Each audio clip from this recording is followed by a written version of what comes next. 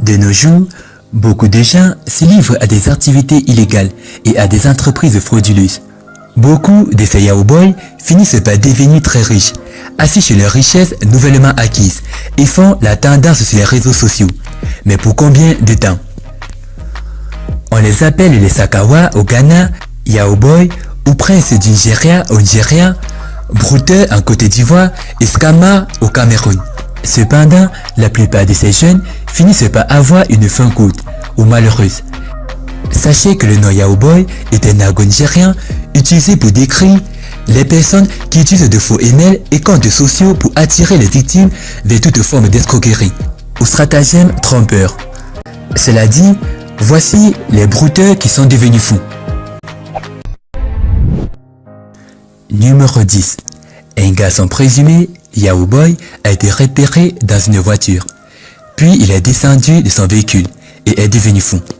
Beaucoup de gens ont deviné que le jeune était devenu fou après avoir refusé d'utiliser sa mère pour des rituels d'argent, alors qu'on l'entendait dire « Je ne suis pas apte à tuer ma maman » dans la rue.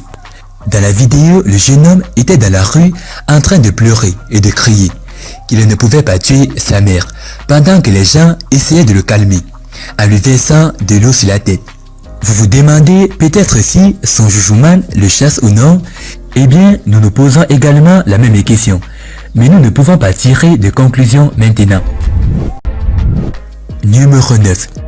Ce garçon présumé Skama a été vu dans une vidéo circulant en ligne, où un beau jeune homme obstrue la circulation après être descendu de sa voiture. Le jeune homme dans la vidéo a garé sa voiture à l'intersection, est descendu et a commencé à parler à un être que personne d'autre ne pouvait voir. Il a commencé à dire « S'il vous plaît, reprenez votre voiture et votre argent.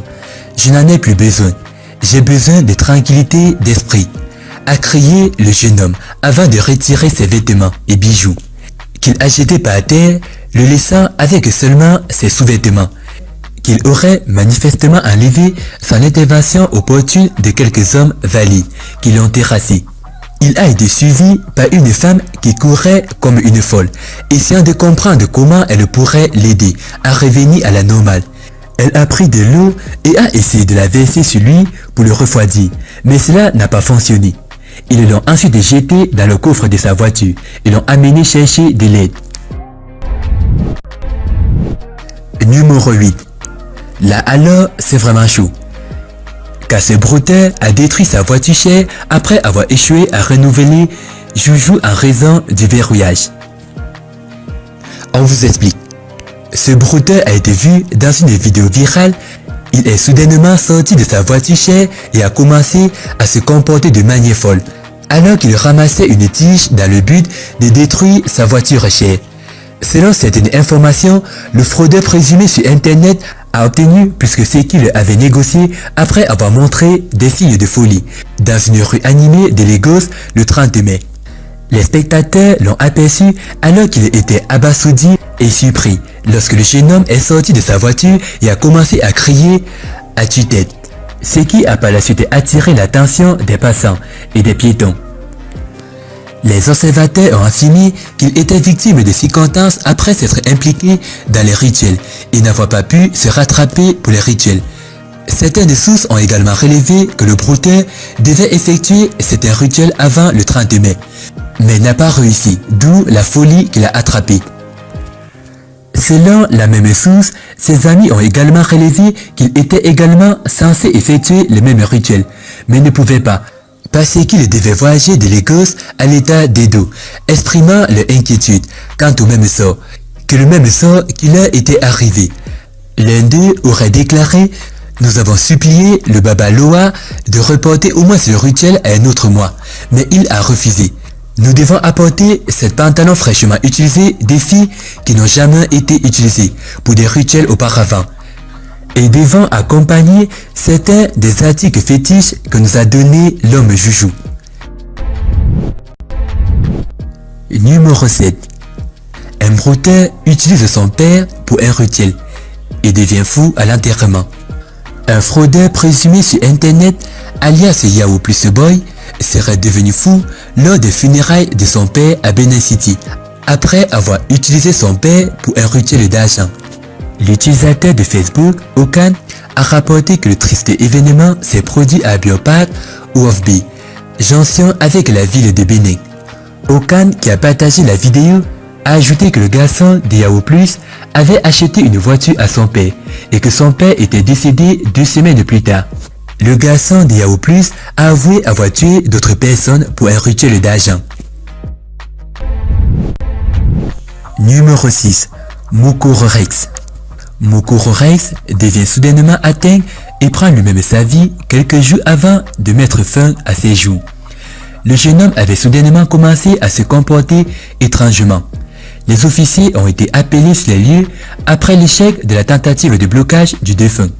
Mais il était trop tard. Le défunt avait commis l'acte à l'hôpital de ville d'Oteri, dans la région d'Igeli, nord où il avait couru après que sa mère l'ait amené à l'église pour la prière après son comportement étrange quelques jours auparavant. Numéro 5. Le prince Yaya. Selon un post, le jeune homme devenait riche de plus en plus. Il était aidé par des chams, qui plus tard se sont retournés contre lui. Dans une vidéo qui a été diffusée sur les réseaux sociaux, on peut apercevoir le garçon qui semblait être atteint pour des raisons inconnues. Si l'on en croit les commentaires, le jeune homme serait un fraudeur sur internet, c'est-à-dire un brouteur. Selon le post, ce n'est pas la première d'une série de cas similaires. Car dans la même semaine, une vidéo montrant deux garçons Sakawa aboyant comme des chiens a fait surface en ligne. Numéro 4. Derrick Collins. Derrick Collins passe les semaines folles après le mystère qui a pris d'assaut la vie de son père. Selon certaines informations, le père serait parti sans dire au revoir, quelques semaines après que le jeune homme l'ait surpris avec une lucieuse dip. Et il savait que le jeune homme n'était pas conscient qu'après avoir passé par des moyens insolites, c'est la vie de son père qui serait réclamée. Et son père spirituel lui avait dit que son action était sans risque. Par la suite, son père est parti. Le jeune homme est devenu fou quand il a pris d'assaut l'enterrement de son père pour lui rendre son dernier souffle. Certains disent qu'il s'écria « Papa » et a avoué. Numéro 3. Stan Bideke. Stan Bideke est un jeune brouteur qui fut frappé par sa propre œuvre. Un python offert en guise de pratique insolite s'est enroulé au cou de son maître, qu'il a fini par porter atteinte à sa vie. Selon les témoins oculaires, le défunt était parti dans un groupe de jeunes brouteurs et il n'aurait pas suivi les instructions de son maître avant de s'approcher de l'animal. L'incident est survenu au moment où le jeune homme se rendait à moto à la cérémonie de baptême du bébé d'un ami et avec le serpent enroulé autour du cou. En cours de route, les tentatives de ceux qui étaient venus à son secours ont été vaines, car l'animal, jusqu'à ce qu'il rende son dernier souffle, selon les habitants, les jeunes hommes se servaient du serpent comme un charme pour se faire de l'argent auprès des personnes qui venaient observer son exploit. Numéro 2. Ali Mohamed.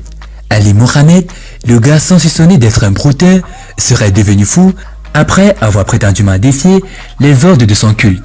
L'intervention opportune du commandement de la police du district d'Otogor a sauvé les habitants de Bawi 0, retenus par un garçon de 25 ans, qui selon les rumeurs se trouvait dans le commerce Sakawa et vivait dans le domaine de Saint-Anthony.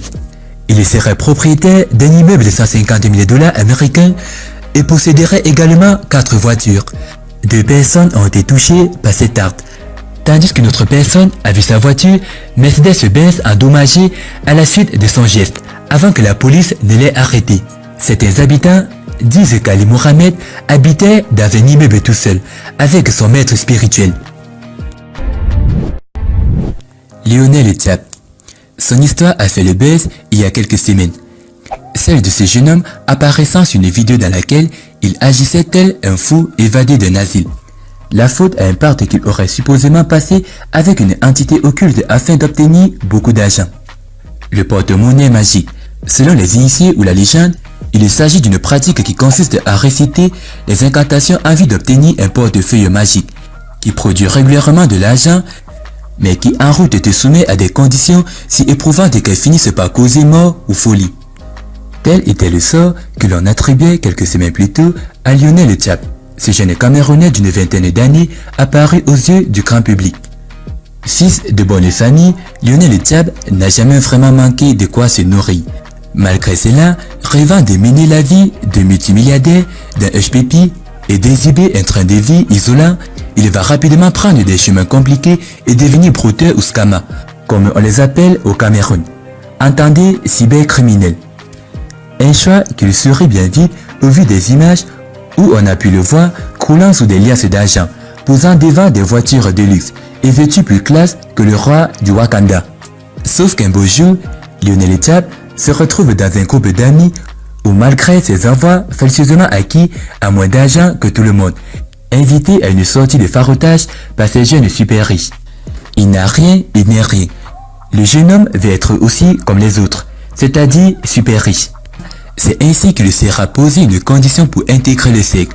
Il sera donné à Lionel une somme de 50 000 francs CFA à dépenser intégralement dans un supermarché, mais sans emporter les produits achetés.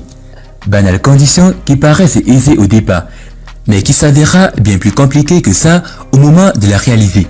En effet, rendu au supermarché, Lionel va effectuer sa condition et dépenser l'intégralité de la somme d'argent en achetant divers produits. Mais alors qu'il voulait s'en aller en laissant ses biens acquis, il a tôt fait d'être interpellé par la caissière. Celle-ci, étant étonnée sur son oubli, va lui demander de récupérer ses marchandises.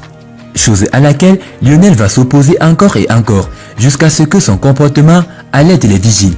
Ces derniers insistant eux aussi pour que Lionel récupère ses achats, le jeune garçon va se trouver acculé de haut mur. Il lui faut à tout prix réaliser la condition. Que faire alors? C'est alors que dans un éclat de génie, le jeune va soudain se déshabiller devant tout le monde pour simuler la folie. Un geste qui va pousser les vigiles à faire ressortir Lionel du supermarché. Après le moment de folie, Lionel rentrera chez lui, s'étant adroitement joué de tout le monde, mais y ayant laissé sa réputation au passage. À ce jour, la fortune de Lionel Tchap est complètement inconnue.